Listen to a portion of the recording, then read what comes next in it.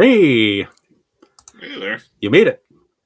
I did. Sorry. That I was was about to go with Plan B. yeah. Sorry. That was the last minute. Sometimes you got to leave people waiting. That's right. Yeah. Well, it's the mystery episode, so it's all mystery. Yes. Yeah. Welcome everyone to Biffcast episode 15, the mystery episode, where Yeah. we discover what we're going to talk about at the same time you do. See, this is what makes our show the most transparent show on the internet because other shows plan stuff ahead of time. This Yeah. time, you get a raw, unfiltered look into what is going on. Yeah. What is going on? That's the question. That is a fantastic question. My kid graduated from high school this week. Heck So, yeah! I didn't know that your kid was so old. yeah, I didn't know that either. But then suddenly one day he's like, we're graduating. So, that's cool. Are you So we spent the whole only weekend on 12 that, years old? which meant I got absolutely no tabletop anything done other than work. But I do have work stuff to chat about today. Nice. So I bought a couple things. what'd you get? I bought this Orc Horde 10 millimeter to play with the other kids. Oh, is Classic that fantasy battle. Oh yeah, they've been churning those out. They look super nice. Yeah, the Wargames Atlantic. Yeah, I figured it's an easy buy. Mhm. I mean, it's not very expensive, so I might as well just. Yeah. Are they all See what on strips or Yeah, definitely. they're like That's the big thing, War and they come Master with stands, bases. basically? Oddly enough, so they come Oh with yeah. 3 sets of bases. Oh my god. Yeah, and 3 sprues of strips. Hell yeah. Little dudes. Did they have a game that was supposed to go with them? Or did I thought I saw. I think they're coming out with a game, but War Master, I guess, is what most people use them for now. Yeah, like everything that's 10 millimeter. It actually bugs me a little bit because I wish there were a couple of companies doing single 10 millimeter fantasy figures.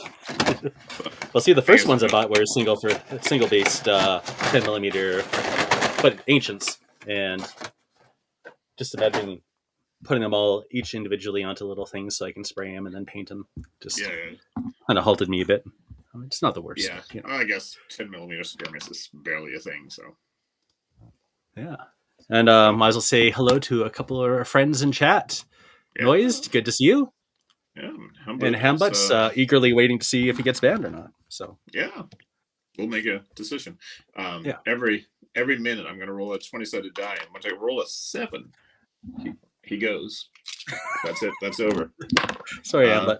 The first roll was an 18, so we're good. We're good. We're cool. Ooh, Yeah. No need to worry. perfect. So yeah, and also bought the Tomb King's core box because the Nice. price online finally kind of entered into reasonable territory. Yeah. Not great, but reasonable. Honestly, some of those boxes, like everyone backs on the prices for those, but some of those boxes are like pretty good value considering how much you pay for 28 millimeter figures nowadays. Yeah, I mean, it can't be any cheaper than buying a brand new old, sprue of skeletons. So, because those guys aren't cheap. Yeah, although for like basic troops, like plastic skeletons and stuff, there's a little more options nowadays. But yeah, only if you want the classic big fisters. Yeah. You gotta have, otherwise they can't hold their arrows, right? Yeah, exactly. Big arrows, spear-sized arrows, and their big skeleton fists. Something I think about sometimes that because there's always people talk about Games Workshop being expensive, but like a lot of 28 millimeter, especially for like fantasy and sci-fi stuff, is not real cheap, regardless of who you buy from. Mm-hmm.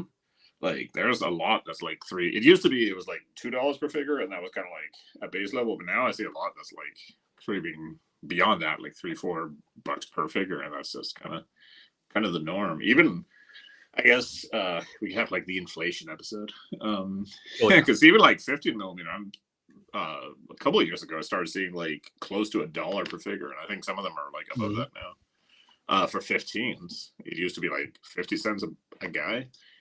Like let's see. I picked up this guy at the used bin in the LGS, and nice. He wasn't cheap either.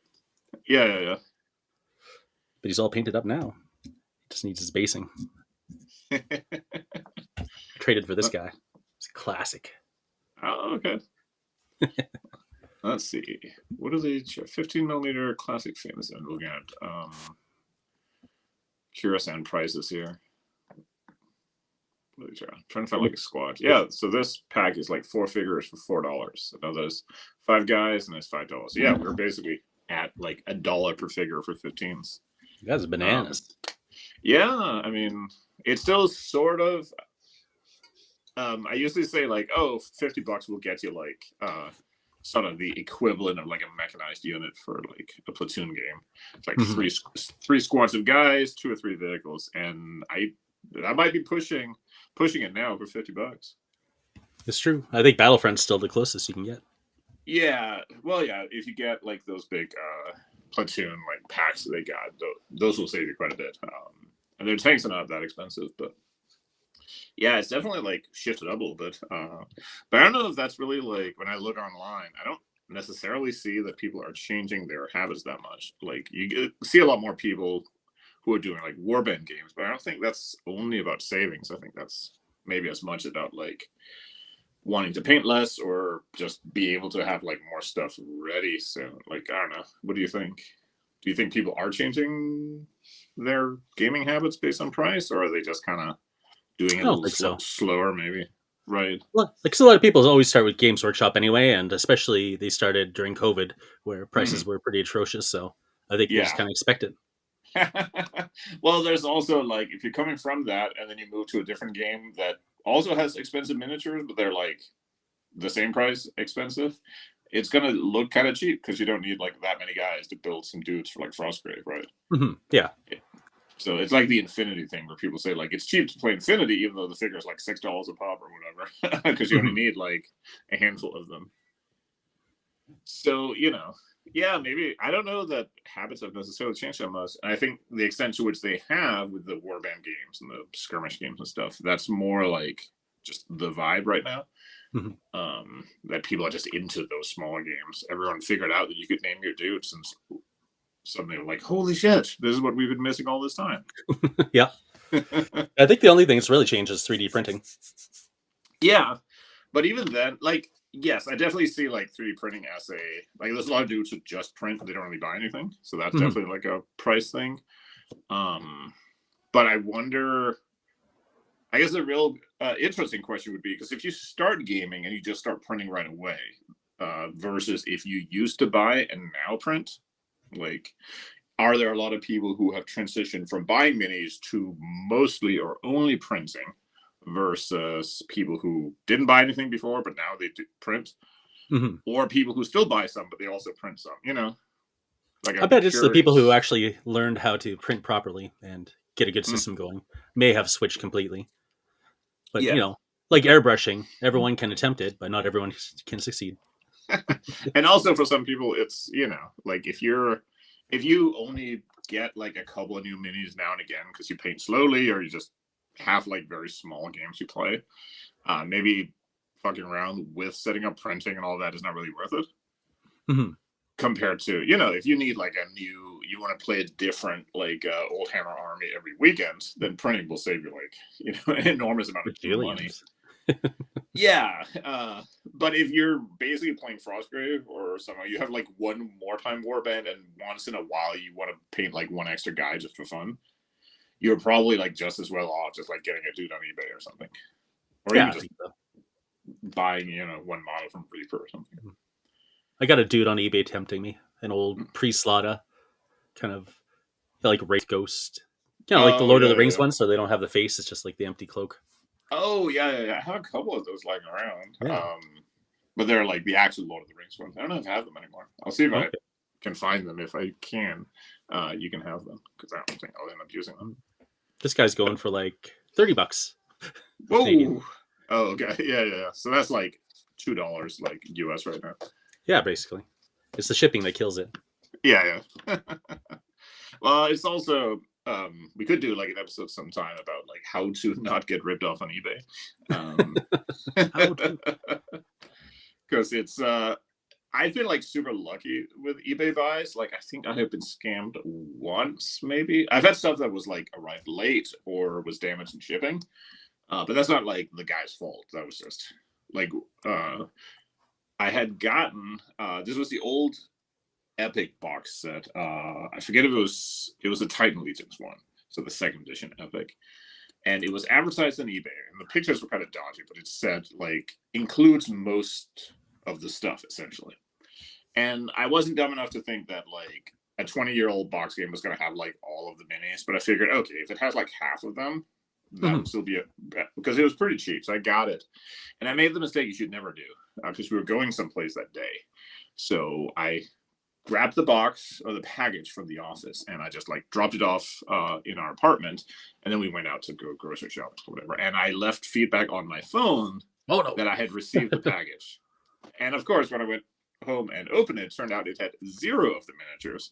It did have all the cardboard buildings and like unpunched and all the dice and stuff and cards. So it was like a complete game, just minus all the minis, which is the one thing I did want. I still have all the buildings though. They're kind of nice. But yeah, so that's like the one time I've ever been like scammed on eBay. Otherwise, I've just had like really good luck. Sometimes getting like extra stuff. Oh, that's really good. So yeah, but it's just like you get people all the time who, although I have definitely bought minis that were like 100% recasts, and yes, when you get like there. Yeah, so you don't want to pay $30 for a recast. Yeah, well, these were costed like pretty reasonable, which I guess was because they were like Old Hammer, like Eldar, like second edition minis, and I should have figured that they were a little cheap because they arrived. They were just like super like shiny. That's the picture looked a little shiny to me. I'm like, I don't know. Yeah. No, these were like I don't think the picture was actually the minis they were selling. I think they had like an old guy lying around that they used for the pictures because the picture looked kind of, you know how it has that like tarnished look to the metal. So they look like that on the photos, and then you get like this just absolutely crisp and pristine, shiny, brittle. So yeah. Baron Hambut mentioned printing is another hobby that I'm not sure I have time for. And that's really the biggest thing, like how much time you got on your hands. Like printing an army and painting an army is quite a bit of work. Yeah, and then there's always like, I guess it's easier now, but like people still say like printing is like a separate hobby to support your first hobby because you can end up spending so much time like figuring all this stuff out. But it's also, like I said, if you don't end up like buying that much, like I ended up getting some 3D printed like tanks and stuff, but I only wanted like 2 or 3, so it's not worth buying. Like those cost me, I don't forget, $50 or something. There was like some dude on eBay who would churn them out. You just pick the one you want and they print it for them. So I don't want to spend like the money and the space to set up like a whole printing thing just for like a couple of tanks. But if you're grinding out like a whole Flames of War army, maybe like at whatever Battlefront charges now for tank, like $15. It depends. Yeah, some of them are like super expensive, especially if they're resin and metal. Then you're probably better off just 3D printing it. Yeah. But the plastic kits usually are okay. In the past, they used to be a little bit more expensive, but their prices are kind of mellowed out. Yeah. So it's definitely. Plus, you can also go with like the Plastic Soldier Company for 15s if you hate yourself, or I don't know if there's anyone else that do them. Actually, not all Plastic Soldier Company are bad. You just have to research it a bit. Yeah. I had really bad memories from buying the Soviet infantry because I realized some of the heavy weapons are multi-piece in 15 millimeter. And I just put them back in the box and didn't assemble them. Thanks. So that actually kind of killed me doing 15s for World War II. Shortly after that, because my brother-in-law wanted to learn how to play, and he does like model airplanes. So he was used to 172, so that was the obvious pick. So I told him just buy like some 172 like plastic figures, and we'll play a game. And then I saw the Eureka 20s, and it was all over from there. Ooh. But PSC gets the honor of like basically making me not, because otherwise I was going to get just like Battlefront infantry because they're cheap, they're nice, and I like the kind of like you painted like a ton of them. Yeah, definitely. They're good. They're like fun, like especially the really old ones. Like when I got the BEF, they have like the giant lantern jaws. Yeah. They have kind of like a cartoon vibe. Yeah, they also got a little better as time went on. Yeah, although I sort of like the old one. They paint up real nice, which is what people always say about like shitty minis. Yeah. Irregular. They do have that. I mean, it looks like a lump of lead, but it paints up nice. Yeah, it's what people have always said about like the irregular minis that Yeah. they look like garbage, but when you paint them, they sort of come to life. Um, Although you could also get the Peter Pig 15s with the Jay Leno faces. They all Yeah, have like the yeah, mouth open, like ah. Like Beauties. So yeah, you're everyone's. gonna lead us into a topic. Yeah. Well, I was mostly just, I guess, gonna talk about Roadhammer because that's kind of what I've been burying my brain in. Yeah, Oh, yeah. actually, no. You know what? We should do like cutting edge news and talk about Fantasy Hammer, which is definitely not the title. But when I Maybe mentioned it, not. everyone in Discord started just spitting out stupid titles. So I want to emphasize that we are definitely not using absolutely anything people suggested. But I don't know what the title will be. If it's, I was gonna All right. say Goblin Hammer because I'm pretty sure that's like a sword in Lord of the Rings, but that's probably like flying too close to the sun. Yeah. I think there's some winners though, wasn't there? Yeah, actually, some of the suggestions were, oh, it's a faux hammer. It's like Gandalf's sword. Oh yes. So Faux hammer. that's probably too close. Oh, I rolled a 1. Hambut is safe, but it's getting a little closer. Oh. So, Oh. Orc hammer. Yeah, yeah. yeah. So the idea would be, this is sort of the notes I was taking last night when I was really sleep deprived. That's how I figured it out. Yes.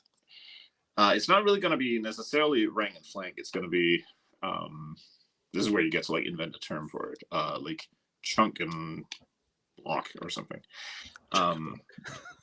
Well, basically, you will have, because it's squad hammer based, right? So you have like your stand as your unit. But you can have battalions that are multiple stands. So like an orc battalion will have, 2, 3, or 4 stands. So it's probably kind of in that range. And battalions move together. So all the stands have to touch each other. They don't necessarily have to be like lined up in like a specific formation. Okay. It's still the same way that you apply damage to individual stands, although it might be that with a battalion it would work kind of like Warhammer. So like when you take enough damage to kill one, you don't like put it on specific stands, you just take one of them off. Okay. But they would then move kind of, so you could have like, so your knights or whatever that you might only have one standoff because they're expensive, they would just be on their own. But then you have like a battalion of goblins, which is like 3 stands or whatever. Kind of like if you've seen like Hordes of the Things armies or DBA armies, where people will like make blocks of like spearmen and stuff, but you don't necessarily have to. The big change would be ranged attacks would be basically the amount of hit points will go down. So in Rogue Hammer, a lot of units have like 8 or 9 hit points, and damage is usually 1d6. For fantasy, the amount of hit points will go down to 5. I'm thinking. With most ranged attacks, it'll be easier to hit, but it'll only do 1 damage most of the time. Close combat would be the same, where it's a difference in the rolls. So if you 1 by 3, you do 3 damage. So the idea is that it probably takes like 2 decent close combats to like kill a unit. But if you pepper them with some arrows first, picking off like even just 1 or 2 hit points will mean that you can now, if you're lucky and good, can knock them out in like 1 charge. So that's very cool, right? And then it would be cool if you could have it so that if you shoot arrows at like some dudes and then charge them in the same turn, you get like a +1 bonus to attack them or something, because you've like softened them up or disrupted them or something like that. The other thing I had in mind was that instead of having specific army lists, you would have like a whole bunch of different units. Like you would have, all the orcs and elves and smurfs and all the other stuff. But you can sort of create your own army list, which I'm sure some other game has done. But basically, you might say that, okay, my army list will have like orcs and goblins and like, I don't know, minotaurs or something. And they know how to tame like unicorns. So you can kind of like pick through the different creatures and units and stuff, and create your own army list that you then use when you play games. Okay. So when you show up to the club or something, your army list is, high elves and like Satan worshippers or whatever. That's the troops you chose. They fit well together. But so you pick like, maybe it's like broken out. So you can pick like a monster or 2. You can pick like, a couple of different creatures. And then you could take, so if you choose to have orcs in your army, you could then have any like orc types. You could have like archers or spearmen, spear orcs. Sporks. Yeah. sporks, and so on. And the same for magic might even work like that, where you have like a huge list of spells, and then you create like a school of magic that your army uses. So you pick like 5 spells from that whole list, and when you field your army, you can use those 5 spells. So you kind of get to like create your own little like army from all the stuff that's available. But the game, I don't think will have like strict like, it won't come out and say you can't have orcs and elves in the same army. That's up to you. Okay. You know, if you want to make an army that's about orcs and elves, like hanging out together and being friends, because why not? Yeah. You know, they have a lot to talk about. So that's kind of the basic. There will be some symbol tools to build some heroes. Not like super detailed, because again, it's Squad Hammer. But be able to, so you might have like basic, like an orc heroes like this, and then if you make him like a paladin, he gets like, you know, maybe some magic and a bonus. If he's like a fighter, he gets like a +1 bonus to combat. If he's a scout, he moves faster or whatever. So you pick like the type of hero and then like his class or whatever. But like very simple. Like it's all in like, you know, the Squad Hammer sort of vibe. But that's kind of the where I was sort of going with it. It would see like facing and stuff be added, because you kind of need that for, you know, fantasy. You want to be able to like outflank dudes with your wolves or whatever. Mm-hmm. So, and probably go ahead. Were you planning on building like a campaign around this? Is that going to be integral? I think campaign rules would have to be a thing, but I kind of want to do something that's different and haven't done before. Oh, I rolled a 15. He's still good. Like it might even just be a thing where you like you draw like a little map of your fantasy land and you just fill in some, you know, you have, if you have 3 players that are playing, maybe there's like 12 space on the map, and you just have a very simple system where you can move like armies around. Okay. Sort of keep it like old school, but in a simpler way. Like if you're seeing like the campaign rules for like old school fantasy games, they're always like super complicated, because you have to keep track of like your supplies and how many like pairs of shoes everyone's got. But you can make it so that like, even if it's just like this army has like 12 stands of these and 2 stands of those, and then after a battle you lose 3 of them, so you don't have 12 anymore. So maybe something like that. I haven't sorted that out yet, but yeah, that does need to be like some sort of campaign. But like honestly, like it's like, in my head at least, it's like a different take on how like Hordes of the Things plays, but without like having the same mechanics or playing in the same like moment to moment way. I think it'll still have, you know, like the attritional combat that Squad Hammer does and stuff like that. Okay, so you're planning on multi-basing? Yeah, I think so. I think a unit is 1 stand, but then you can have battalions of them that are beefed up. Okay.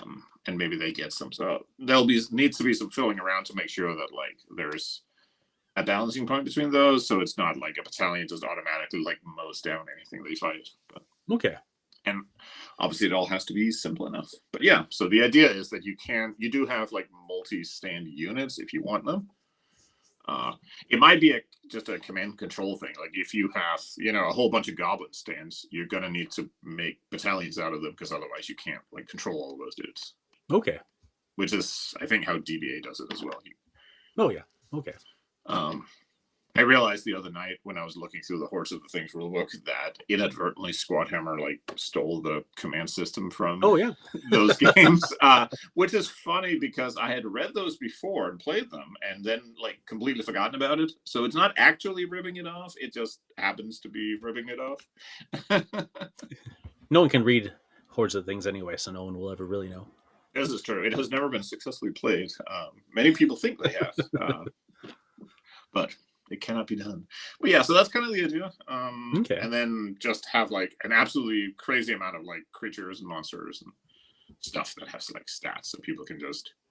One of the things I realized making all the fucking units for Rogue Hammer is that if you just have a bunch of stuff that has stats for it, people will take those stats and then call them something else and use them. But if you tell them people to like make the stats themselves, they won't. Then they won't do it. So, well, some will, but the ones who will are the ones who didn't need the army list to begin with. So there's, I've realized there's a lot of value in. Have you ever had that where like like if the book has stuff, is like it gives you permission. Does that make sense? Yeah. Trying to think of an example if I ever did it. I like unit building, like when you get like options to add things to Hmm. things. Yeah. So, But yeah, and that's kind of what I was thinking with the approach to the army list, that like you sort of pick from the whole mess, because like sitting down and picking like from 200 different units is probably a lot. But if you know like the models you want to use are like goblins and stone golems, then that kind of narrows you down to what goes into your army list. mhm. And then you can, when you sit down to play, your goblins can be like whatever they need to be, Yeah, sneaky goblins or spear goblins or whatever. I always appreciate how Elf Knight Pike Sword does it, Mm, where you just add your racial attributes to base units. yeah, yeah, that works pretty well, because again, you know what models you have in your collection, Yeah, and then you just have to kind of look at them, like, do they have spears? Do they have yeah. shields? And And if then you leave it open enough where it's not very specifically, well, these guys are supposed to have a giant two-handed flail with 3 heads. And if you don't have that, then you're still using the stat, but then it's called a 3-headed giant flail, but you actually have yeah, Reaper sticks or something. right. And I mean, I get, since this will sort of by definition be a game played like in a friendly manner anyway. Hmm. You can be a little, you don't have to be super harsh with it, but just having it be open-ended enough. But I think it's also like some people like to look through like an army list and find like a creature that's like a cool ability or something. Yeah. News says, I had the sensation already for the See, yes. For the little I haven't said these days, but there's in fact no overlap with my tentative squat hammer chrome.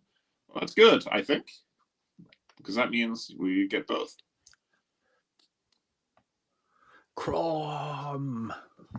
Damn you, Chrome. But it's also because you could totally have like two different takes on it, because you have like fantasy that's like all about like the heroes and stuff, and you can have fantasy that's very like it's all about like legions of troops, and you can have kind of like it scales like really widely. Hmm. When people say fantasy, people will think of like completely different things, right? Yeah. I do like the idea of representing like chaff multi-based and elite Mm-hmm. units on one base, but it's still just the one base in the end. So like 3 orcs on a base equals like 1 ogre on a base in the same Oh base. yeah. It's just like That's three like orcs, 1 ogre. early in Squadhammer there was like a term for it that I definitely forgot again, but it was the idea that like uh, the rogue hammer list kind of worked like that, where like orcs have like 5 or 6 figures to a squad, but space marines only have 3, or sorry, Yeah. star knights. Don't sue me. But those represent the same like fighting power of the unit. So, and then when the Star Knights actually have like better stats on top of being only half the figures, it's one of those things that when you look at the army list, it doesn't look like it's a big deal, but when you see it on the table, it's like really effective. Yeah, that's right. It's like when in like old Warhammer, where they sometimes had like little creatures would have like a base with like a whole bunch of like snotlings or something, Oh yes. and Yep. they kind of add up to be the equivalent of like one dude like of Yep. normal size with a sword. So. But yes, that's kind of the plan for Fantasy Hammer. Um, Honestly, other than like people wanting it, which I know you should never give people what they want, but we're all human. We all make mistakes. Well, they talk about it less once you give it to them. So, if you're Well, this just is tired of hearing it, true. For like a week, then they start moaning about something else. So yeah, that's right. you have to keep moving on. But I also realized that it was actually, I think I had like a turning point on it, because I usually hate writing army lists, but creating the rogue hammer ones, I got into like a groove where it's actually fun to make them. So creating this would give an opportunity to make more of them, but also it would allow like, it's funny because you can like put with something like Squad Hammer, you can put it together in like so many ways and configurations, because it's so simple. And each time you do, you kind of like solve the problem, but then you like create a different one. So like if you put armor values for tanks, then they don't feel like infantry anymore. But then now you have the problem that everything has to have like different stats. Yeah. Because now everything has to have like a anti-tank value and a value against foot troops. And so every like solution you come up with, or like with Rogue Hammer, you get like a fixed number of activations per turn, which is quicker and less like frustrating, but it's also like you miss that like unpredictability or the ability to do like the fog of war kind of stuff. So like every time you answer a question in the system, like a different question pops up, and you get to like go you get to like go back and like solve the same problem like multiple times. Which those in 5150 when you mhm, start bringing like vehicles and troops and mechs in, and you mhm. start like kind of breaking down the stats, at least like from the old versions, there wasn't really any difference. I mean, a guy with a gun was kind of doing about the same damage as a mech. Yeah, I was actually surprised. Like I think we talked about last time or something. We had played like an enormous amount of 5150, but the original game, I don't know that we ever used tanks in that. And then later we got like the mech one, Mm-hmm. and it was just like the absolute like standard rules, like they played the same as. And then we got the Yeah. Starship one, and it was the same sort of thing. And it works because it's so like abstract. But I wonder actually if it would be the other way around. If you started with like the mech game and played that, would it feel weird when you play the like squad game and like, oh, all the soldiers just act the same way as mechs, right? Yeah. Because that's the one you started with, the one you saw first. Yeah, I think that's how it worked for me. Yeah, I went to the mech one first, and I was looking at the other rules. I'm like, it's all just kind of the same because I was trying to compile like big lists of everything. So going through their stats, Oh, I'm like, yes, all just kind of adds up to be the same thing. yeah. Oh, speaking of mechs, I had a dumb idea. This is Ooh. time to because I was coming up with like, oh, okay, now that there's gonna be like goofy army lists in Rogue Hammer, like there's gonna be, not Star Wars and not other things. Mm-hmm. I was looking at like, okay, what other things could you do other than like the obvious ones, like let you play like World War II guys versus Tyranids or whatever. Yeah. And I got this idea of what if you had an army list that was like the original set of like the classic original set of BattleTech mechs, but they're like big robots, and you can have them like fight your space marines or whatever. So you have like an army list that's like mechs, but they're fighting like, So are they like would, just like miniature to miniature scale? yeah. So they're like human sized like robots, because they're all basically the size of like at least an old Warhammer guy. They might even be smaller now, actually. But they're like roughly human. So each unit would just be one like robot. Okay, yeah. But they all have tiny like, little laser guns and stuff. Yeah. But they all have stats that are kind of like based on the original. Like, the Locust would be really fast, and the Archer would be completely useless but look cool with his missiles. And that's right. So, yeah, that'd be fun. Yeah, that would be cool. It would be a fun way for people to like, plus it's like, I don't know, I was thinking about like what's like stuff you could, because the obvious like comparison point between Rogue Hammer is like OPR, right? Yeah, sort of fitting the same vibe. I was like, well, how can you like differentiate things out more beyond just being old Hammer? I was like, well, they have their own like sort of expanded universe. Well, I guess they have like a whole setting now. They have like actual things happening and stuff. Yeah, but it might not be as riveting for some folks as others. Yeah, I mean, it's always like you get people who just want to invent their own thing. Like, I think if you, and what I'm hoping for is if you give people like the bunch of army lists and they see like, oh, I can have like Cybermen from like Doctor Who and Tyranids and like World War II British, like that should self-evidently like let you make something cool. Otherwise, you're like not cut out to be a Rogue Hammer player, I think. My daughter, Doctor's all in on Doctor Who right now. My daughter, she loves the new Doctor Who. Oh, okay. I'm like 2 doctors behind, because like when the Lady Doctor came in, whatever service it was on, we didn't have or something, or we canceled it. So I'm like super behind. But I'm like a mega Doctor Who fan. Like if I was ever gonna get a tattoo, it would be of its artist. Nice.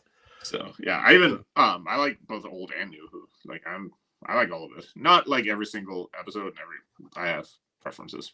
Has you seen like all the new stuff, or is he just watching the current one? Or? Yeah, we're just watching the current one. Oh, okay. So you just show her like he's very Mary Sue, I guess you'd say. Yeah. I'm not sure if all the doctors are as Mary Sue, but yes, he's pretty Mary Sue. Oh, okay. Anything in the new show except for like the 9th Doctor is definitely like it's just the vibe they are going with. Okay. Yeah. So yeah, if you can, like, it's all pretty good. I would say the classic is like the David Tennant, like series. That's like the good stuff.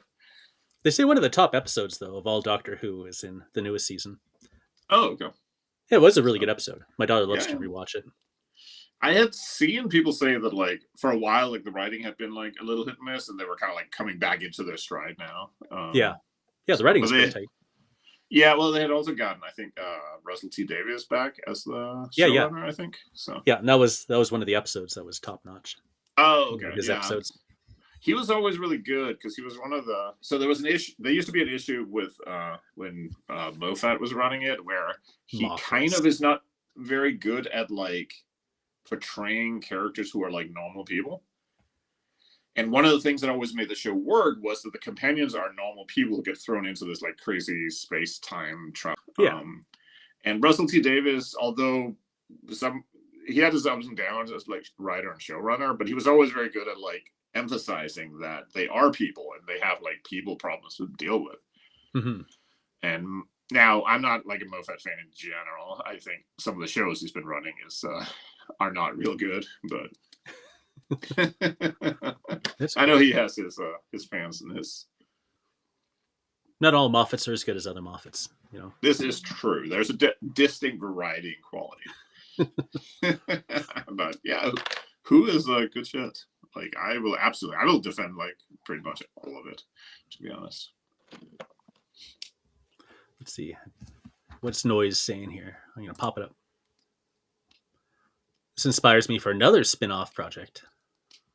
Hammer of the Huntress, my true solo, one character game, but Mazinger themed. Hamapanchi.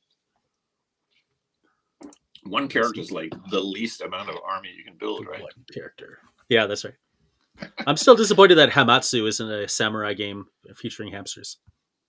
I mean, I feel like it should have been. Be the change you want to see, right? That's right. Can you even get like I feel like somebody must have made like anthropomorphic like samurai dudes. Yeah, just talk to the Burrows and Badgers folk. They're all about it. Yeah. There's got to be one. I know, right? There was I found this so I guess this is the webcomic that like created all the furries, like literally, called Irma Felna Earth Defense Force or something, or Defense, I forget what it was called. It was floating around online. I guess the guy was like tied to the same stuff where like the original Ninja Turtles came out. Oh, okay. So it's kind of like that sort of vibe, but it was very like ultra hard sci-fi. You can poke around, you can find the comic online. It's pretty good. But yeah, there was even like an RPG for it, but nobody like knows anything about it anymore. It's just one of the things that's like come and gone, and I don't know if you can even like get print versions of the comics anymore. But apparently, like all of the furry stuff like came from that comic. Interesting. So, like it wasn't a thing at the time, and then it like was it just a mashup of this comic and Bugs Bunny, and you're good to go? Yeah, basically. But it was funny because like all the characters in that, there's like Jason is in chat saying Albedo. That was the RPG. Which is funny because like it has like bunny people with laser guns on the cover, and it's like ultra gritty, like sci-fi, like hard sci-fi stuff. It's really weird. Like the comic was never finished, so it was never like revealed, but the whole setup is that like all of these like animal people basically just like wake up one day and realize that they have like a civilization they live in, but they don't really know how it got there, or like they don't have a history. And that was never like solved. But like towards the very end of the comic run, they like find a derelict spaceship that has like the skeletal remains of a human in it. Oh yeah. Oh dang. So yeah, it was really cool and interesting. But yeah, it's just such a weird. You can go poke around online. You can find it, and it's definitely worth reading. It's really fun. What's Hambut saying here? Now, thinking of a one-model game, it's a game where your mini travels from one existential crisis to another. It's a deep cut. Yeah, that's a little too too lifelike. He says, I have Albedo, never managed to run it. I don't think anyone has. I think it's one of the things you could literally just like use Traveler or Basic Roleplay or something for, and that would probably be fine. But it is funny that there's not that many like models for that, considering that like every aspect of like nerd culture is shit full of furries. You would think that there would be a bunch of furry miniatures as well, like Hmm. bunny people and wolves and stuff with like laser guns and machine guns. But there isn't. There's like Kurasan has Mouselings. like Yeah. yeah, like Kurasan has like what are they? I forget what he calls them, but they're like cat people or something. They look pretty cool. And there was like the Vagar from Traveler and stuff, but that's kind of it. Hmm. So that's weird. Maybe it's just the wrong like subculture. I forgot to roll for a Hambut. Oh yeah, yeah. Oh, 17. You can breathe easy. Oh, Breathe easy. Yeah. But yeah, maybe it's just like I don't know. Maybe all the dudes who made miniatures are just like old gnarly like army dudes instead. Like they all came out of like the Traveler stuff. yeah. Everyone who does stuff for Bros and Badgers has always just complained there's no real anthropomorphic animal miniatures that are suited for wargaming, so they created their own. A lot of people Yeah. took up sculpting just to learn. Well, even in fantasy, that's not because a lot of RPGs have like animal type characters, but there's very few minis out there. When you just look at it. I guess just because Dungeons and Dragons never like went that way and everyone else ripped off D&D. Yeah, yeah, yeah. Makes sense. Like the only thing you can basically get is like Beastmen, and they kind of have like a connotation from like Warhammer and Glorantha and all that. Yeah, So yeah. Skyrim was good on that. They had like the cat people, yeah, and lizard people, and lizard dudes. So that's like two of them. Yeah, just need a bird, and you kind of covered, or maybe a bug. bug dudes. Yeah, Yeah, actually, bug dudes should totally be a thing for like sci-fi minis. Why aren't there any like bug people, like literal bug-eyed aliens? yeah, yeah. Exactly. So Kurasan feels like he should be able to get on that. The War Games Atlantic have giant spider sets, and they can include having a spider with a gun. Hey, Yeah, so that's something. It's not nothing. no, but it's close to nothing. Yeah. The other thing that I was gonna kick off working on was he does have bears with like space bazookas, but he only has like Okay. 2 packs of them, so it's not really. See, that's not, like another thing that's I hate with like sci-fi stuff, especially when you get a range that only has like 1 or 2 packs of figures, Oh, yes. and it'll never be expanded because they were done like 12 years ago. So The AT-43 had the Carmen, which were gorilla people. oh, that's right. Which That was like those guys were cool. yeah, they were pretty good, but I don't even know if you can get those anymore. You probably have to eBay for. Did Oh, that yeah. game go anywhere? Like, does anyone No, own that? they killed it. I think Yeah, AT-43 killed the company, yeah. which is too bad It because it's was like really cool concepts. it was pretty popular for a while. I wonder if it was one of those things that had like not that many fans, but like those fans were like really intense about it. Yeah, and really high overhead. Yeah. Well, and at the time, like churning out like lots of plastic stuff was like super expensive. So And it was all pre-painted. All the AT-43 is pre-painted. yeah. Which I don't know if that like helped or hurt it. I was talking to somebody the other day about. Do you remember when Mongoose Publishing used to do miniatures? Yeah. Like they had the Judge Dredd game. They had a lot like Starship Troopers. I always forget the name. There was like the Babylon 5 like ship game. Oh, okay, yeah, that's right. Call to Arms, I think. Yes. Which had like really cool minis. That was a good game. I remember like one of the Judge Dredd games was really cool. They had Starship Troopers, which was like huge for a while. They had like tournaments and all kinds of stuff, and then it just disappeared. Yeah, I played the Judge Dredd game. I used the engine at least. I just made my own like zombie game. Okay. Was it? Because there was like it was good. I think there were 2 different. There was one that was like kind of Necromunda style, and there was a different one which was more like a regular game, I guess. I think I did the Necromunda style one. Yeah, that one was really cool. I remember like. I didn't get a copy of the rulebook until like way later. I was like, "Oh my god, this was really awesome!" Yeah, it was well set up, and it was like pretty accessible. But apparently, what like torpedoed miniatures for them was because they tried to do that like Battlefield Evolution or whatever. It was like a modern warfare kind of thing. Okay, yeah. And they set up the game was okay, but they set up this whole production of like pre-painted plastics, and I think they were way more expensive to do, but also the paint jobs coming out of them were like infamously bad with like googly eyes and stuff. It's like old. If you've seen like old D&D plastics when they were doing the collectible boxes, and some of them were just like awful. Oh yeah. And I think that just because it wasn't that far after they just declared that they were just going to get out of doing miniatures because it was like too difficult, too risky. Yeah, they weren't quite there yet. No, Maybe 10 more years, they would have been there. Yeah, maybe they're just ahead of their time. But they were always one of those companies that were trying like a bunch of different things. Have you heard of Skyrealm? I have not heard about. Hambut, tell us about it. Skyrim's of someplace Droon or something. Jaroon. Okay. Hambut says, "What's the chance of Orc Hammer Armulus for Cloud Counties? Not Skyrim's, not at all. The problem there is that I don't know. I'm familiar with it, but I have never like read the books or anything. So there's not going to be Armulus that are like specifically like that. It'll be like one big list of things, and then you build your own army list out of those. So you can make it." I also had this stupid idea of creating like an army list for Rogue Hammer that would be like Napoleonic troops, so you can have like skirmishers and stuff fighting Tyranids, which would be really stupid. Space flintlocks. Exactly. laser smoothbores, laser muskets. I guess a laser would have a smooth bore anyway. There would be no reason to rifle it. But you gotta get the laser beam to spin around.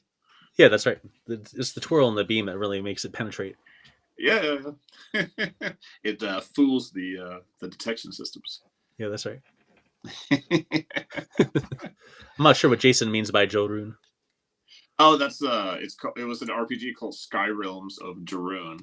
Oh, okay, got it. But yeah, it's one of those like actually this is a good question since we're just like shooting the shit.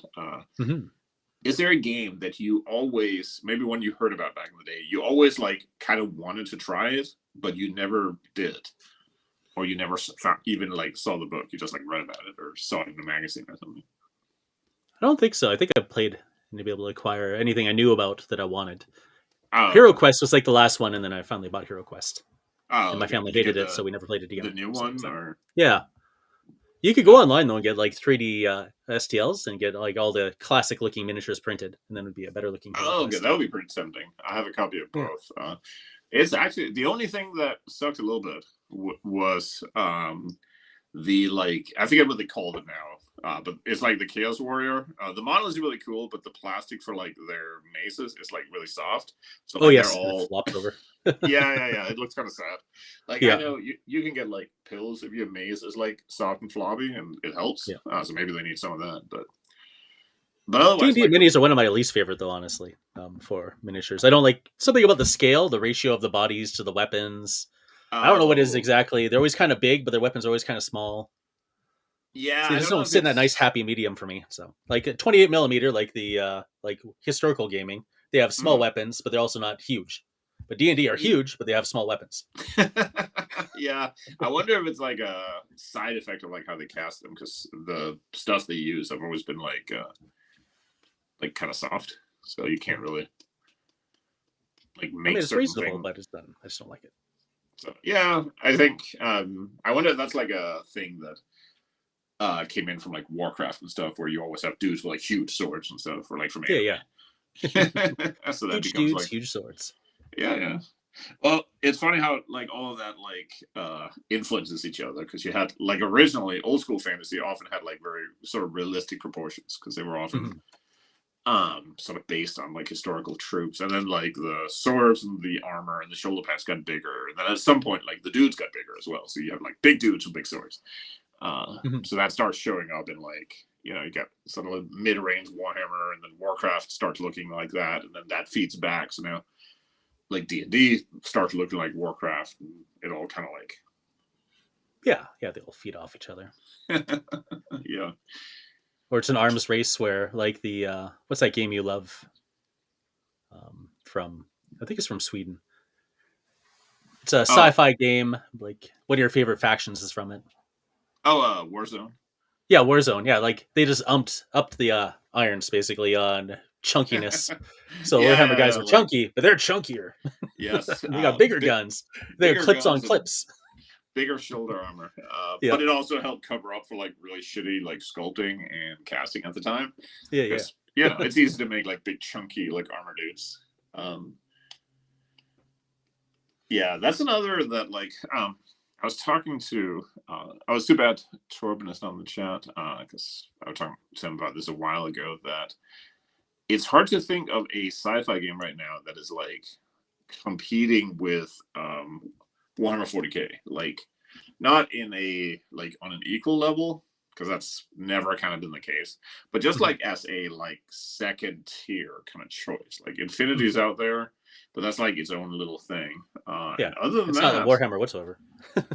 yeah, but like because they used to be like Warzone was it for a while, Void, I guess. That maybe War Machine was it for a while.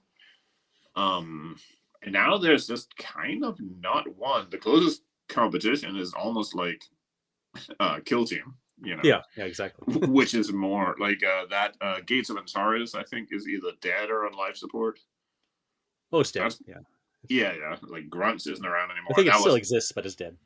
Yeah, I think they had said they were basically going to keep like selling the stuff, maybe, but they're not really going to like put anything new out. I don't even know. Like, I think Star Wars Legion is still kind of around, but I don't know if they're even. Yeah, their cycle is still going, but no one really. Yeah, I think Shatterpoint kind of like flopped a bit. It seemed like they didn't really stick to that. Although the couple of people I'd seen who were, I think the problem was that they were hoping it would be like a different group of people from Legion players instead of being Legion players who then end up not liking it because it wasn't like Legion. Yeah, or the right scale. Well, yeah, and then you have to like get everyone to buy it. That's what I mean. Like, if you're trying to attract people who don't already play Legion, that doesn't matter because you're just buying new stuff. Mm-hmm. But if you already have all these dudes and then you're playing a different game, you would like to be a different game with these dudes, and that turned out not to be the case. Yeah, or if you like just have like wicked sculpts in Shatterpoint that you could also use in your Legion games, then that's perfect. You're happy. Yeah, that would have been awesome. You get like more detailed characters, even if you pay like a little more for them, but you get like these really cool character models you could use instead of or in addition. That would have been, maybe they would have done better, but I think they just chose wrong. Yeah. I guess I don't know if X-Wing is, but that's even X-Wing like kind of bombed. I guess the same it's kind of gone. Killed it. So yeah, it's kind of thin. Like there's technically a new Warzone, but like nobody's gonna play it. Otherwise, I don't even know what is like competition to, even as a second tier. Like we're so far down. I can't think of anything off the top of my head. Like for fantasy, it's easy enough because you have like what is it called? That game that everyone went to for rank and flank. Crap. What is it called? It's the dude. Mantix game. Is it Kings of War? Kings of War? Yeah, I think so. That, and then there was the one that everyone then. Oh, Oathmark. Oathmark. Okay. Yeah, I don't think that took off as well as they'd hoped either. Even though it's a really cool concept. It was a great game. I think what happened was that they got like half of the Kings of War players moved over to that, but they didn't really like grab like a whole. I mean, Frostgrave is still going like really strong. But that's again almost kind of like its own separate thing. Like Frostgrave is more competing with something like what is the Sigmar like skirmishy thing called? Spearhead. Yeah, Spearhead, something like that, or what was it called? Underspire or something? Oh, Warcry, yeah. Warcry, yeah. Like it's more kind of competing with those. I mean, I guess there's like OPR. OPR is competing with 40k, but it's also just it's got the best bet out of everybody. OPR. Yeah, but that's kind of like a symptom, right? Like if the main thing competing with 40k is also 40k, just with a different hat, you know. Like Warzone back in the day had enough like 40k stuff in it, but it was still like its own thing with its own identity. And it's just hard to really see a way that a game could get to like that point again, because I don't even know what it would take. Like you would think that like Warlord games who have like a huge distribution, huge audience with bolt action, which is really popular, and Rick Priestley creating a game that should be all the components to like get a big successful sci-fi game, and then it just kind of didn't. Like I don't know. Did you follow that game at all, or like I remember seeing some of the minis and they were kind of neat, but Was it the Warlords of Air one? Is that what you were saying? no, Gates of Antares or whatever Oh, it's Gates of called. Antares. Yeah. No, no, I didn't really like the minis, honestly. Oh, okay. They all They had weren't really this for like me. very rounded. They reminded me of. They kind of look like the aliens from the new like XCOM games on the computer. If you played those, Oh yeah. where they have that sort of like rounded like vibe looks to them. But yeah, Mm-hmm. just Yeah, there's some like cool stuff in there, but it just overall as a game, it didn't really grab me. yeah. And I'm not really into like a big game. I think a lot of people Mm, are like me, where they just want a smaller game, like a skirmish game. So that's why those ones always typically do better yeah. outside of Games Workshop compared to the big battles. Well, and it's also I wonder if people get, especially when it's a game from like a company where you have to like hope that it's supported in some way, especially if you Mm-hmm. can't bring your own minis. Then it's like it. You know, I think everyone at some point has had the experience of like buying into a game and then the game essentially dies, Yep. right? so, Or they buy into it so and it sucks.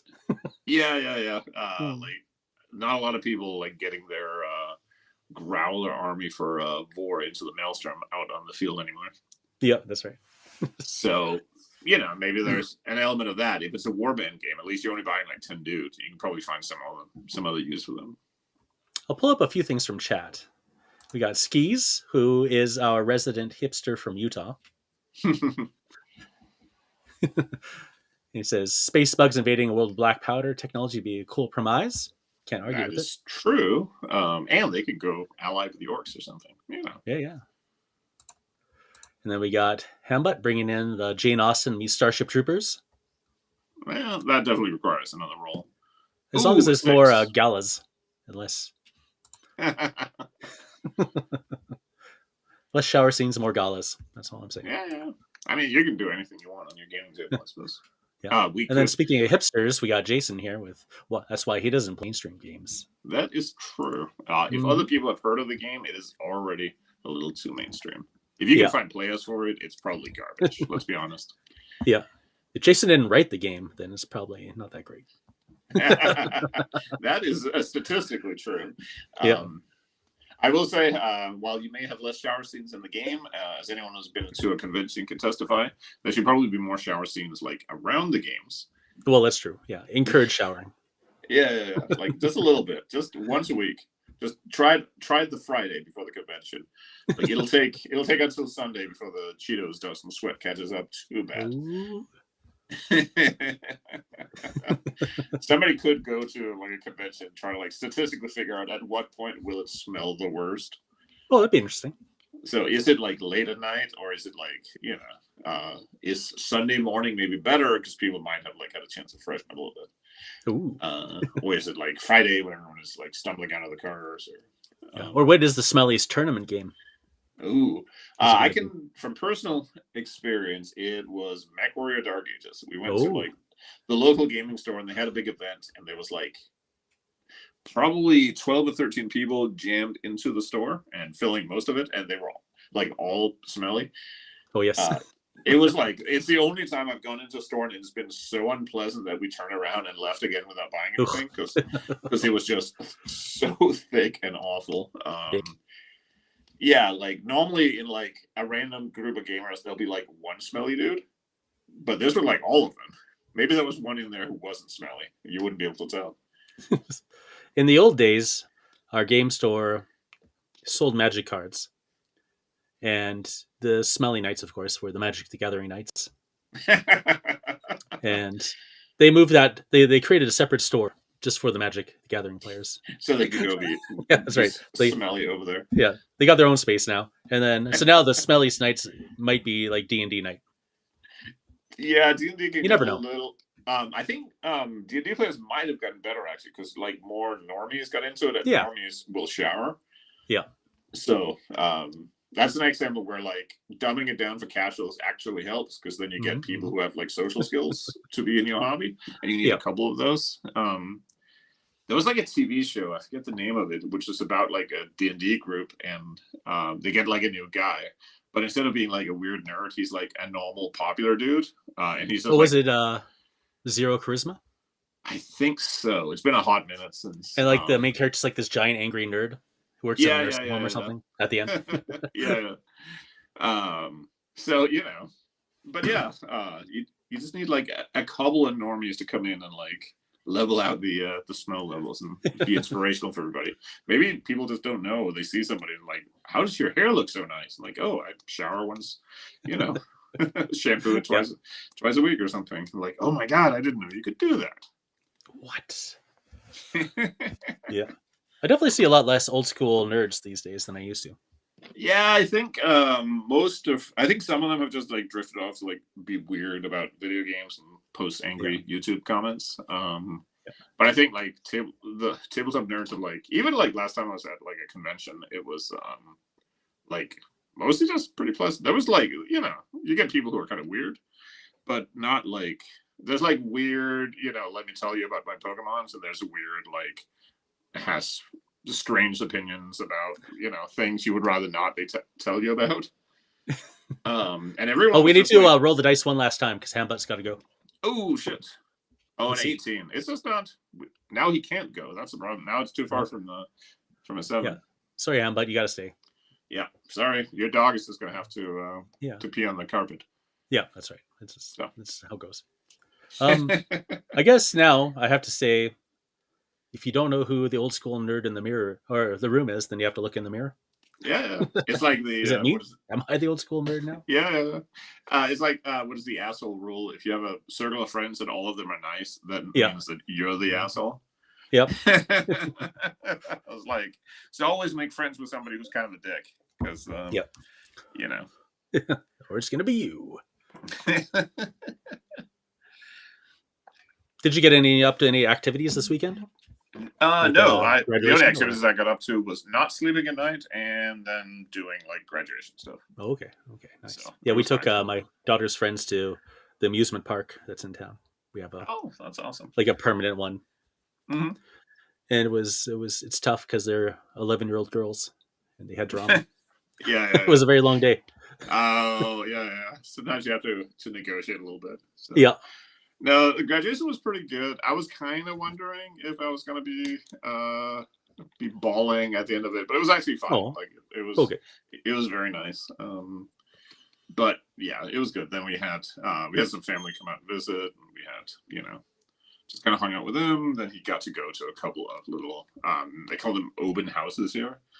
Okay. Where it's just like you just throw a party in the afternoon for like a couple of hours, and people can just like show up.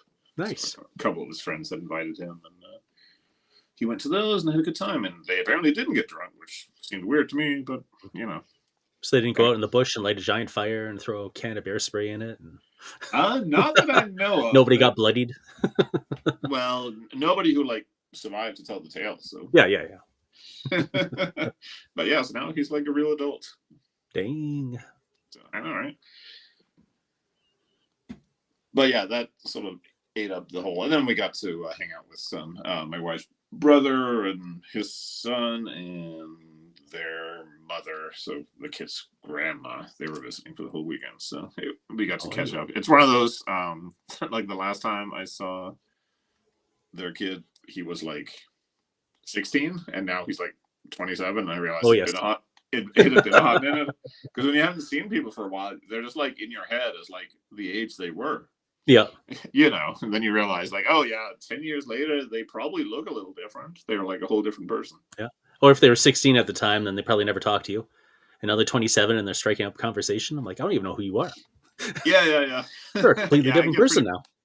Yeah, I get pretty bad about that because like my wife's part of the family has like 6,000 people.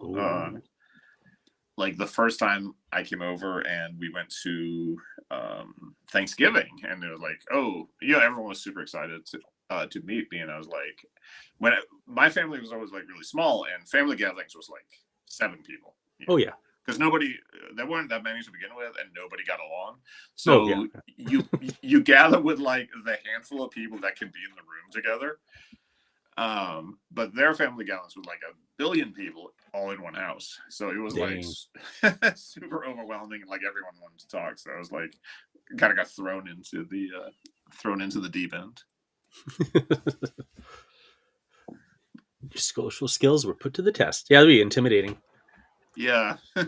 It was also I realized because when I was a kid, the way it always worked in our house was that you didn't really, it wasn't a rule, but the way everyone did it was you didn't go back for food multiple times. You just like pile up your plate with everything you wanted, Oh, okay, yeah. and then you sat down and like worked on that. It wasn't like a rule, like nobody would get mad if you went back. That's just not how we did it. Yeah. So without thinking about it, I'm like making this monster plate of like Thanksgiving stuff, and everyone is looking at me really weird because they're used to going back for like 3 or 4 times. You know, it's Thanksgiving. You know, people used to just making the rounds, and I realized like, oh, you know, people do things differently. Yeah. So it looked like a starving child or something. Have you ever heard the story of the poop knife? The poop knife. Oh, Yeah. yes, I have. That's culture shock. Yes, that is a. I think People don't live like me. Yes, I think that came off like Reddit or something. Maybe it's one of those that's been like around forever. Yeah, but yeah, I was talking to my brother-in-law about like one of the best things you could do in life is like go out and find out that there are people who like aren't like you at all and they live in different ways. So it's very educational, sometimes vaguely horrifying. Yeah. Sometimes it's a huge culture shock. Speaking of vaguely horrifying, the battery life on my phone is vaguely horrifying now. It is alerting me that we have been talking for an hour. Yes, sir. That's right. So it's a good time to wrap it up. Yeah. So that's our mystery episode for today. Hambut did not get booted. We learned more about... Last roll was a 14, so he was, the game is not going to be it the whole time. Orkhammer, most likely, but it will be Orkhammer in its heart. Yeah. Of Hammer and Orcs. If you were here, if you're cool, you will always call it Orkhammer. Yeah, that's right. You'll never use that true name. And yeah, that wraps it up. Well, thanks everyone for coming by. That was the whole episode. Thank you for hanging out in the chat, and we will see you on Yankee time next time. Monday, the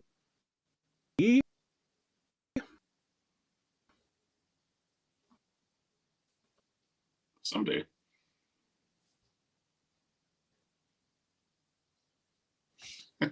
Yeah, I lost connection. Oh, yes. Am I back? Okay, Monday the 9th. That's when it's coming. And it'll be on the evening time slot, which is like the early morning or late night time slot, Euro time. So yeah, that's right. So only the true fans come. Absolutely. And I suppose if you, I think we did this like one time ever, but nobody was in the chat. But if people do have suggestions for episodes they would like us to tackle, topics, discussions, things, I think we do take requests. Yeah, we take notes and we put them in the notes and we never look at those notes. Yeah. So in like 12 years, we will suddenly look and remember that you had asked for an episode about like base sizes in rank and flank games, and we'll get to that, by which time you have already stopped gaming because it was too expensive. That's right. $50 a mini. All right, heart attack. And that's in 6mm. Okay. All right. Will it do it? I think we've realized last time that it wouldn't. No hearts. Oh, that's it. The real hearts were the hearts in our chests along the way. That's right. All right. Bye. Peace.